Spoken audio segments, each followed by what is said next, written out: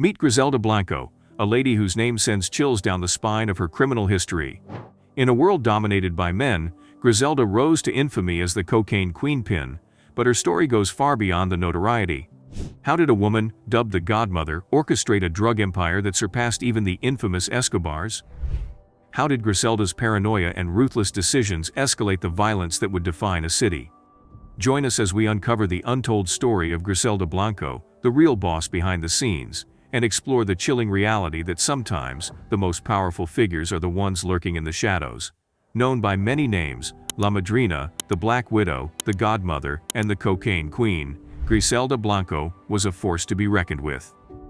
Born into poverty amid the unforgiving mountains of Colombia during the Civil War, known as La Violencia, Griselda Blanco's early life was anything but ordinary.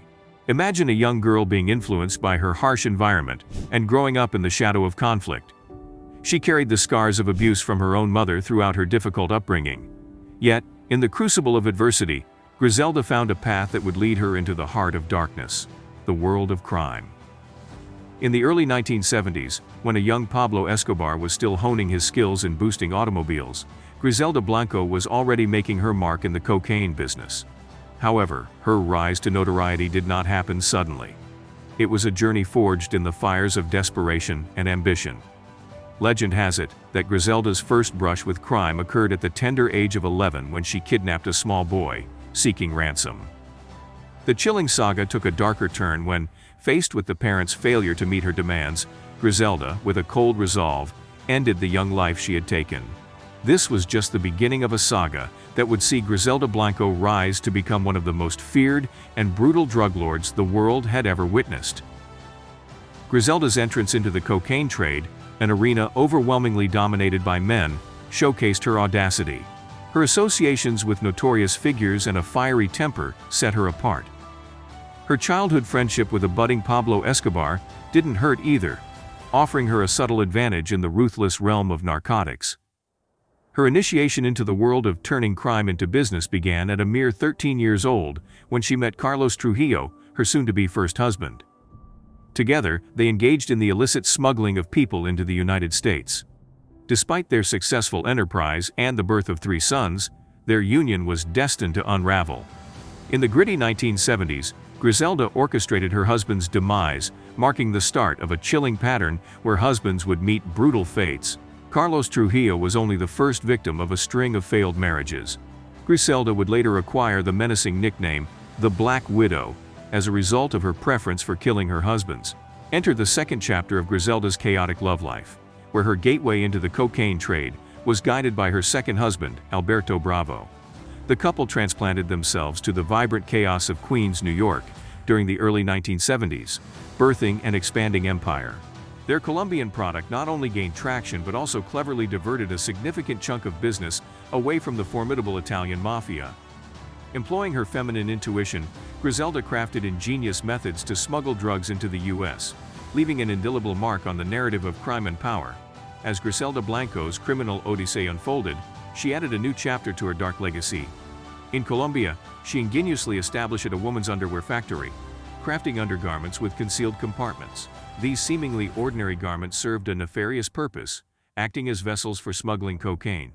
Young women, unwitting couriers, were recruited to carry the illicit cargo into the United States, blending into the crowd of commercial airline passengers. While Blanco held the reins in New York, her partner Alberto Bravo returned to Colombia to revamp the export side of their burgeoning empire. However, the tide of fortune turned against them in 1975. Operation Banshee, a joint effort by the NYPD and DEA, dismantled their operation. Blanco, quick on her feet, managed to avoid capture by fleeing back to Colombia before facing charges.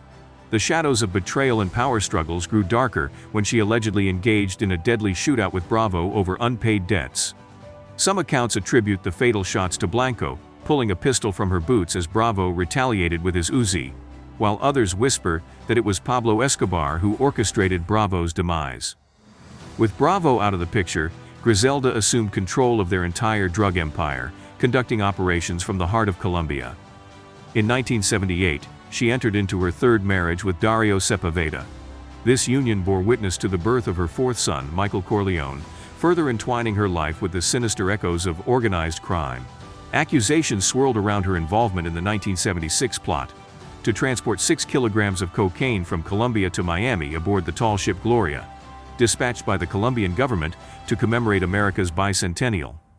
This audacious scheme marked the beginning of the Colombian cocaine invasion of Miami, triggering a wave of violence that would shape the future of the drug trade.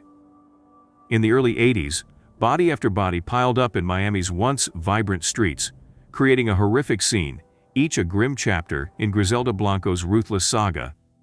She held the strings of this horrifying puppetry, orchestrating a reign of terror that left a trail of carnage in its wake. Miami, once a haven of sun and surf, now witnessed a chilling escalation of violence.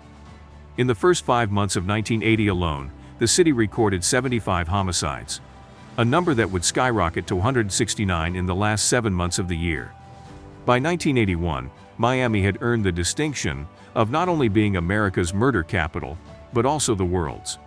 The cocaine cowboy drug wars, fueled by Colombian and Cuban dealers, turned the streets into a battleground where submachine guns spoke louder than words. Griselda Blanco, with her iron grip on the narcotics trade, played a central role in this deadly drama. Her fingerprints were on most of the homicides that scarred the city. Yet paradoxically, Blanco's presence may have intensified the bloodshed. The paranoia that gripped her was palpable, with the DEA closing in and rivals encroaching on her empire. La Madrina, facing a tightening noose, made abrupt decisions that sent shockwaves through the criminal underworld. In the late months of 1983, Blanco's third husband, Dario Sepulveda, found himself in the crossfire. Caught in the tumult, Sepulveda resorted to drastic measures, kidnapping their son, Michael Corleone, and fleeing back to Colombia. The legend of the Black Widow, with its web of violence and betrayal, could not be escaped. Hitmen, disguised as law enforcement officers, coldly gunned him down in a staged execution. The horror unfolded before the eyes of their son, who witnessed the gruesome act orchestrated by his own mother. While Blanco managed to reunite with her kidnapped son, the fallout was inevitable. Sepulveda's assassination triggered a heated conflict with his brother Paco. Former allies, including a key supplier, shifted their allegiance to Paco's side, leaving Blanco isolated in a treacherous game of power. The ominous specter of death row loomed large over Griselda Blanco as the walls closed in. The failed kidnapping plan and mounting evidence painted a grim picture of her future. It seemed almost certain that she would face the ultimate punishment. However, fate took an unexpected turn. A phone sex scandal, involving a crucial witness and secretaries from the Miami-Dade District Attorney's Office, threw the case into disarray. In a stroke of luck, Blanco narrowly avoided the death penalty. The looming specter of death row retreated as she seized an opportunity for a plea bargain. In a twist of fate, La Madrina, Griselda Blanco, found herself released and back in Colombia in 2004. However, her return was far from a triumphant homecoming. Despite her notorious reputation and past exploits, she had amassed a legion of enemies during her tumultuous career. Her journey back to Colombia wasn't met with open arms or celebration. Instead, the shadows of her violent legacy loomed large. The enemies she had made, the lives she had disrupted, and the ruthless pursuit of power had left scars that wouldn't easily be forgotten. A terrible motorbike drive-by gunshot claimed Griselda Blanco's life in a scene from out of her own screenplay. The assassination technique she had invented years ago was now being used against her. The streets of Medellin witnessed the final act of the cocaine queenpin, outside a butcher shop, where the echoes of gunfire marked the closing chapter of a life defined by crime, power, and a relentless pursuit of dominance. The mysterious figure who had once ruled the drug trade with an iron fist now succumbed to the very violence she had wielded as a tool of control. The legacy of Griselda Blanco, the Black Widow, came to a close in the city where her story had begun. What are your thoughts on Griselda Blanco's life and legacy? And what do you believe led to her ultimate downfall? Leave your thoughts in the comment section below, and don't forget to like this video and subscribe to our channel if you haven't already. Thank you for watching.